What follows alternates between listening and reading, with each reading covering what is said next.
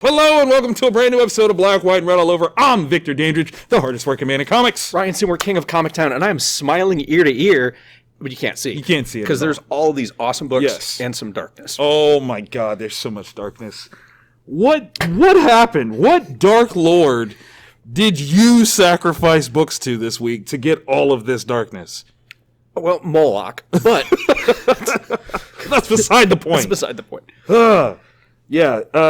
Because of Ryan, I read stuff that we'll get to this. Okay, so honorable mention wise, we've got one that's the same. Yes, and then we go vastly different. Yep. So, can you start us off with some Spider-Man goodness? Yeah. Okay. Right. So that was not a strong yeah. Well, all right, so it's yes, Spider-Man ASM 60. Okay. Nick Spencer Bagley. It based on the cover. Yeah. I thought like this is a moment that like Pete and MJ are going to start hashing things out, right? and trying to rebuild themselves as a couple. I'm okay with that. And Nick, don't give me hope. Oh, don't give me hope. That's not what. I mean, no, it kind of is, but there's kind of other stuff. Oh, okay. And it's got my favorite character in the entire Marvel universe in it. Which one? Hold on, let's see. Oh, which I'm upset. I didn't get to yell that out. Last Friday during WandaVision. Oh, that is true. I've been waiting. I'm still not sure that we're not going to get to say it. But still. When he's involved, there's nothing good. There's nothing good that comes from it. Not a single thing. Okay. Don't get my hopes up, Nick. They need to be together. Dangling. Okay. I'm going to jump in off of some Marvel goodness. Yeah. Marvel Voices Legacy #1. This was interesting. So it's celebrating Black History Month with a star-studded lineup.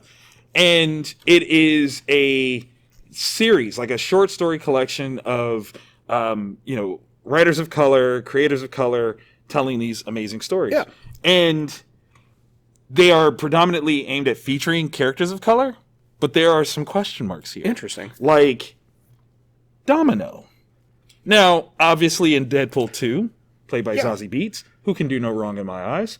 Did that remake who Domino is? Has Domino always been a black woman and we just didn't know due to the pale nature of her skin tone? Maybe, I don't know. But she's featured here, so that suggests. Let me tell you why this book is great and bad all at the same time. So there is a awesome story called Decompression by Mohale Mashigo and Chris Allen with colors by my best friend in the world, Rochelle Rosenberg. Shout out to you, Rochelle. Let me tell you what it is, because normally we don't spoil these things, but I'm jumping into this one. Yeah. It's a hangout session between Riri Williams, Kamala Khan, and Shuri. This is what we've been... Thank you! Sorry. Thank you! Because for years, we have been on that of like, why aren't they hooking up with each other? They should be friends, like at the very least. And of course, the writer for the short Shuri series, Ninde Okafor, I hope I said that right, is in this book. Like, she wrote something here, and I'm like, look at what could happen. You could do this. You should have done this. I'm still mad. Because Shuri gets in trouble and she calls Tony Stark. Why? No. Call Riri. Call Moon Girl. Yeah, because it's been established that they're the smartest in the... So, as much as this was a celebration for me, and I loved it, just that one little bit, I'm like, somebody else agreed with me, and I appreciate that. Because those ladies could be running the Marvel Universe. Right, and they should. That's all I'm saying. So, I felt patted on the back with that. It means other people have the same thought process. Yes. Just make it happen, Marvel. Just do it. Make it work. But no, this is a fun piece. I mean, like, literally starts off with a very touching story about Storm from editor Nick Stone. Okay. It features Blade. Like, we got a Miles Morales piece in there. Let's see. Who else am I missing? I'm missing somebody. Domino, got that. No, I don't want to tell that one. Okay, so there's some fun ones in here, but you need to read this because it's great. It's for the culture, and I really, really appreciate just the expanse of looking at these characters Yeah. and the stories that they're telling. Very well done. So, yes. Behemoth Comics. Paranormal Hitmen #1. Ooh. This cracked me up. It's funny, Right? because it's got some darkness, but it's definitely a comedy. There's these two hitmen that work for the mob. Okay. Really, really good at their jobs. Really enjoy their jobs too. And they get kidnapped by the government and turned into hitmen that target ghosts and supernatural stuff. Whoa. It was so much fun. Wow. It was a treat. That's kind of dope. Shout out to the homage cover. Yeah. Do appreciate that. What's that a homage of? What issue of Spider-Man is that? Oh, ASM. I'm blanking on it. Yeah, I can't remember. It's first appearance of Punisher, but that's a dope cover. Yeah. I like that nod. But it's so much. It's like Tango and Cash. Oh, I love If Tango they Cash. were hitmen instead of cops. Yeah, it's really. And all right, so the one thing that makes this special in terms of like, oh, you shot a ghost, so what? It's kind of like Frighteners in that once the ghost is shot and killed, Yeah. it's gone. Oh, that's Like, awesome. that person's spirit is gone from the universe, Oh. which can only There's lead to hijinks later. Yeah, like there's some stakes here. Oh, even yeah. for the dead. Oh, I like it. Speaking of stakes for the dead, Post Americana #3, Steve Scrooge, Dave Stewart, Funagraphics, Image Comics.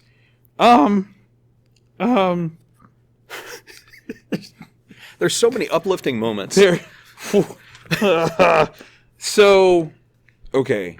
Here's something that's really crazy. So Steve Scrooge is a brilliant storyteller. Yeah. And you know this when he gets into a place of exposition and it almost becomes more interesting than the story that was already being told. Yeah. And it's not that the story wasn't interesting. It's just that him going back and explaining how things happened, he does in such a fascinating way that you're just like, this is freaking amazing. So it's almost too close to where we are in life.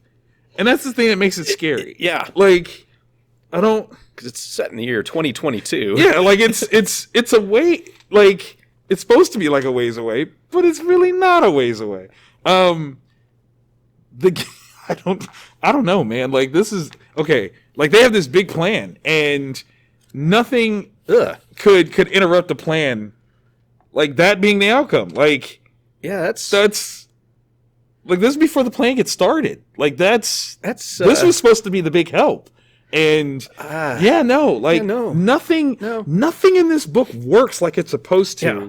And what makes it so amazing is every page I hear as like a heavy metal like soundtrack, like the movie Heavy Metal. Like, that's what this book feels like. And I need it made into some form of animation with that intensity. Not now, but like right now. Yeah.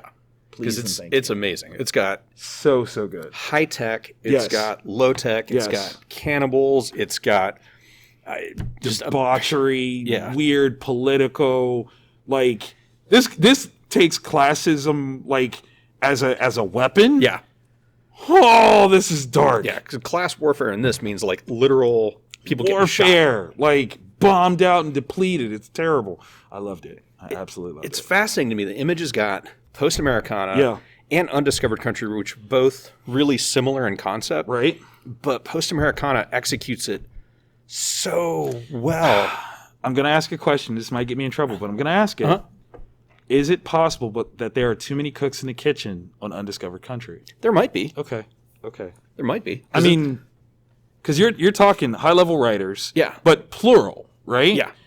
This you've got one writer artist doing it all, so Yeah. it's streamlined. There's one voice, whereas the other one you might have to like make concessions compromise. and yeah. So I'm just curious about that. Yeah. Okay. All right. So it's not just me. Cool. Two Moons. Arcudi, Gian Giordano, Stewart, Heisler. I grabbed this because the cover was striking. Yes, Like, very, very striking. very much so. And who did this cover? Do we know? Does it say? I do not recall. Okay. But Well- cover art. Valerio. Yeah, Giordano. Okay. All right. it looked like an S to me, which is why I was like, Yeah. who did this? Maybe a V. Yeah. It's. But okay. All right. Oh my goodness. This is. So reading in the back. Yeah. John Arcudi had come up with these concepts for characters based on the fact that in most mass media, movies, television series, books, comic books, Native Americans, the indigenous people of this continent, are usually relegated to two symbol type things. Yes. Like one is the violent, uneducated savage. The other one is some spiritual protector of nature. Right. And he wanted to tell stories with these as like full people. And he definitely is. This one is supernatural. It's violent. Very. It's following this character, Two Moons. And he's a soldier in the Union for the American Civil War. And there's some kind of spiritual awakening he's going through. And so he's seeing many things. Yeah. Both real and unreal, if you will. But, I mean, I'm assuming this is real, but when that happens... Yeah. That's like, not what everybody else sees. Right. Well, okay, so here's the thing that makes this really interesting for me as subject matter, right? So an indigenous population watching essential, like, invaders fight each other over what rules and rights they have in this world, or in this land that they really don't stole. own, right? Like, that's got to be, like, the most trippiest thing to, like, witness. And he's of indigenous birth. Right. He's just kind of tried to assimilate himself. Exactly. And it's not even that he's like hiding from his culture. It's potentially like where he is in, genealogy time. Yeah. He has been integrated, but he's never been allowed to forget what, his native heritage is.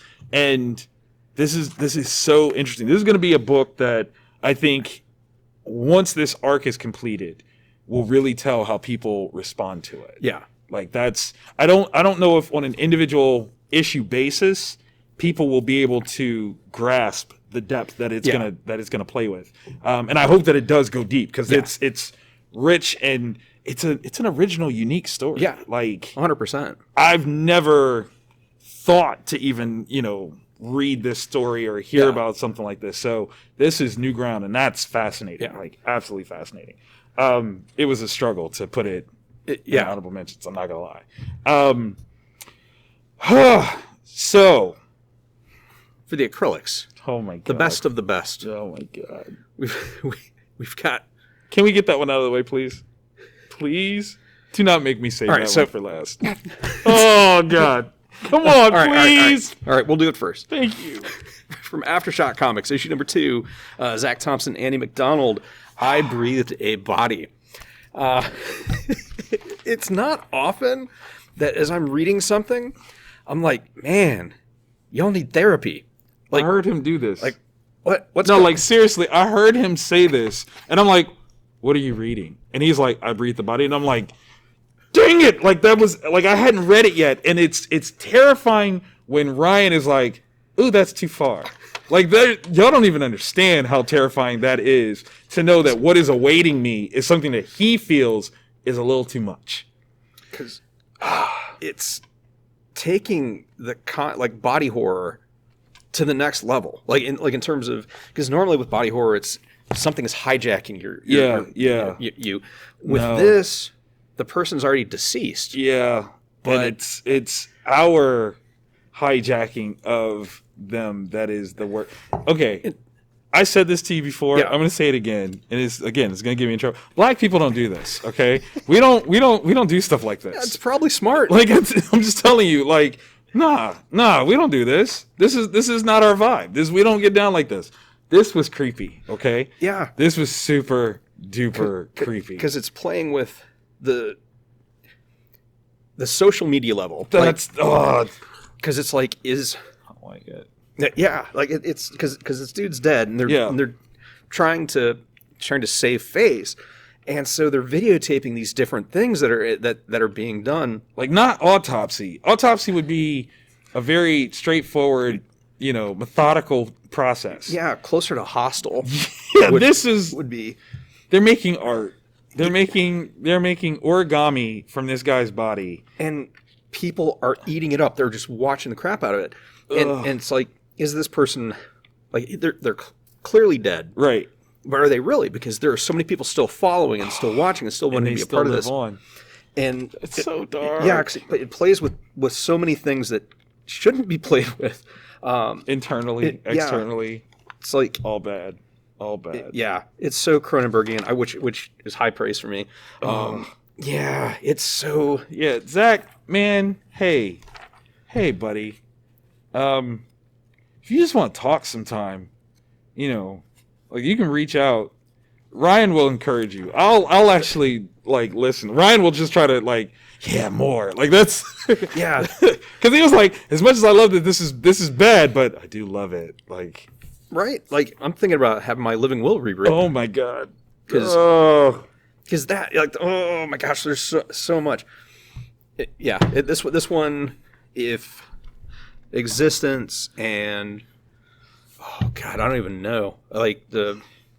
Would you say this was the real meat for? So if Empty Man was the hors d'oeuvres and the appetizers, and you're like, okay, cool, I'm all revved up. Finish your meal with I Breathe the Body. It is, it's if you're into that, and I am. But it's no punches are pulled. Oh my god, there's no Saturday morning version of this. But yeah. Okay. So listen. I would have definitely added to the mix Kaiju score, number 4, because I've been in love with this series. And apparently it didn't survive pulls. That's both wonderful and frustrating all at the same time. But I actually read it already. Yes. And let me tell y'all, you're not ready. You wish you were. And oh my God. That's all I'm going to tell you. But ooh, I can't wait for y'all to read that one. Okay. Do we go least happy and then happiest? Just kind of go use the grayscale. Build it. We can do that. We can do that. So I breathed a body. I loved it. I'm sorry. Nuclear Family. Also from AfterShock, because AfterShock rules. Stephanie Phillips, Tony Chastain. Okay. Let me give you my feelings on this one. Mm-hmm. This book didn't tell us nothing, and I love it.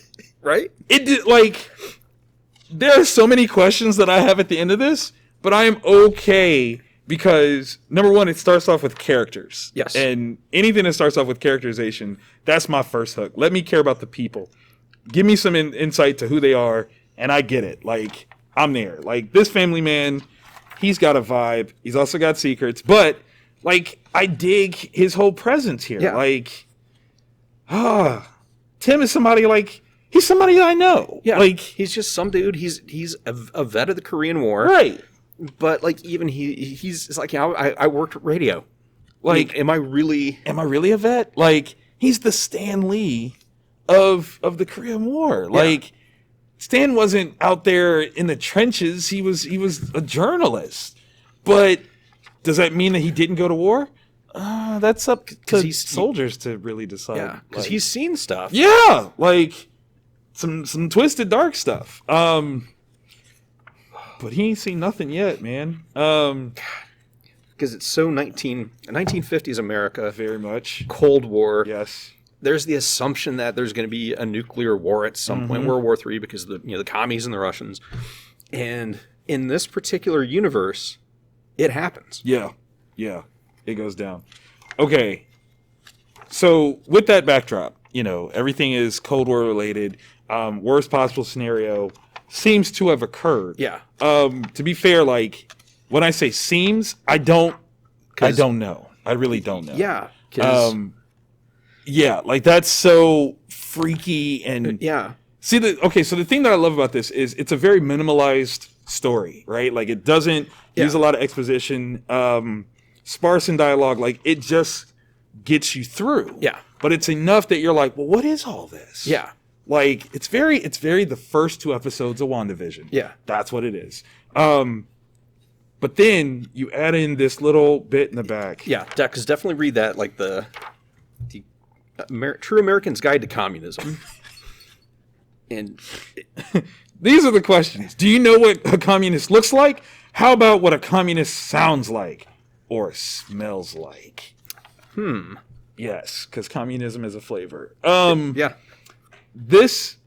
Okay, so number one, the fact that AfterShock as a brand consistently does these like behind the scenes pieces for their, intro books, I think is one of the smartest things that no other company is doing. And I don't even understand why they're not doing it. Like, clearly this works because it shows you that there's story, but then there's a world being built. Yeah. And it has rules and fun things that you can put into place. And that is one of the most fascinating things about these brand new series. Yeah, and because this is lighthearted but dark in this section, whereas this is like really, really mind-bending. Yeah. So it gives you that juxtaposition of those two feels, and es muy bueno. I'm trying to see, based on what this looks like, I feel like there's a question of when this is. Yeah. So, okay. Right. Yeah, no, I had the same thing. We're like, okay, well, if that happened, then maybe there's I don't know. Yeah, it's like a twisted version of the Fantastic Four, which is already weird. Yeah, like, let me not act like Fantastic Four is normal, but yeah. Oh. Okay. Crossover number 4. Donnie Cates. Donnie. He's good at this writing thing. He is good at it. He is good at it. He is the next. And it's one of those things where, like, he doesn't lean into what he's done by way of resting on laurels. Yeah. Like, everything is usable. Yeah. And, what he's done is only a building block for what he's going to do. And that's freaking awesome. Yes. Oh, so yes. So yes. Let me see it. Oh, so wonderful. Oh my gosh. I love that. Okay, so Donnie Cates, Jeff Shaw, D. Knief, John J. Hill, sorry. Okay, I did have one complaint. Okay. My complaint is that the zip tone effect is not consistent in terms of its size. Okay. And it makes it hard on your eyes in certain places. Yeah. Like, it's hard to focus. So I would ask for that. Like, a little bit more consistency in the zip tone effect. I get that you're trying to maybe say, like, there's a different distance between objects that are doing it, but when you change the dot size, it does something weird to my opticals, and I'm like, I was stroking out over there, and it's not good. But other than that, with Dee and Jeff, the way they're drawing characters that are in a comic, and they look subtly different than the comic characters that are in the comic. Yes, is just amazing. Absolutely brilliant. So this is a mind-bending piece here, because it's so big. Like, the scale of what all could be featured in this is ridiculous. Yeah. And it's without question cool, the connections that are made here. Yeah.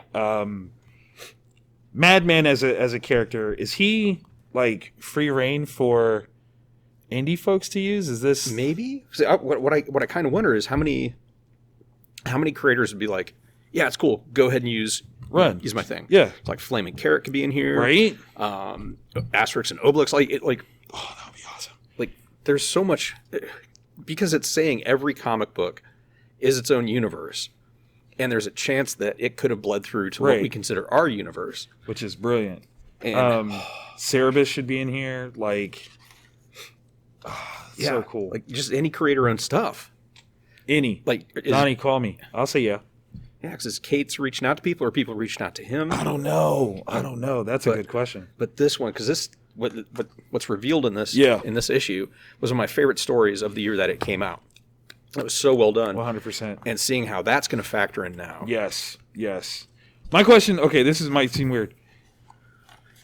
This all felt familiar. Is this directly from that? I think so too. Okay.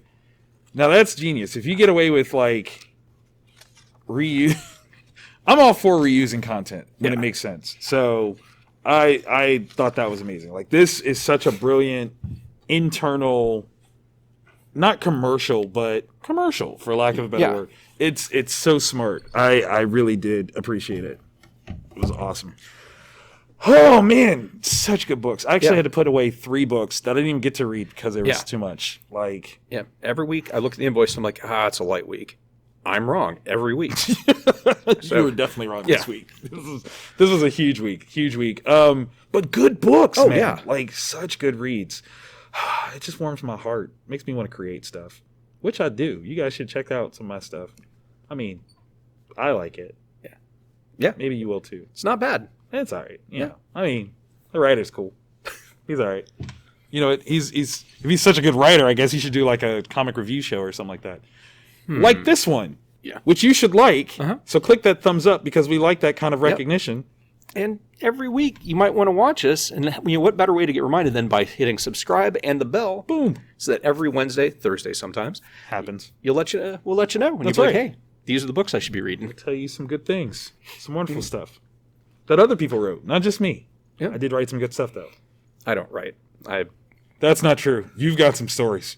Oh, you've got some stories. That's true. I've got problems. Not The only problem is that we can never tell those stories. No. Yeah. Not ever. Yeah. Makes you wonder, doesn't it? Yeah. Yeah.